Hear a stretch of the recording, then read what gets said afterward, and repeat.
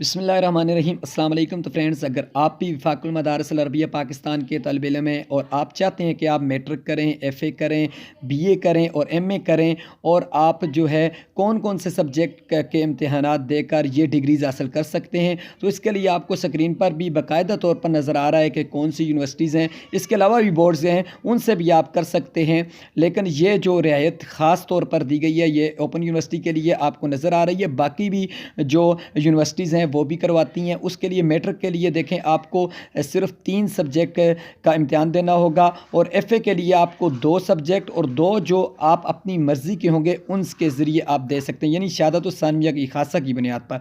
फिर आलिया की बुनियाद पर क्या है वो भी आपके सामने लिखा हुआ है। वीडियो बहुत ज़्यादा लंबी हो जाएगी, इसलिए मैं आपको पढ़ के नहीं सुनाता। आप देख सकते हैं खुद इसके जो लिखा हुआ है इसका स्क्रीनशॉट भी आप ले सकते हैं। और अगर आप एमए के में दाखिला लेना चाहते हैं, एमफिल में दाखिला लेना चाहते हैं, तो ये तमाम तर शराइतें आप आसानी के साथ मैट्रिक, एफ़ए, बीए, एमए और एमफिल कर सकते हैं। प्लीज़ चैनल को सब्सक्राइब कर दें अगर वीडियो अच्छी लगी है। Thanks for watching.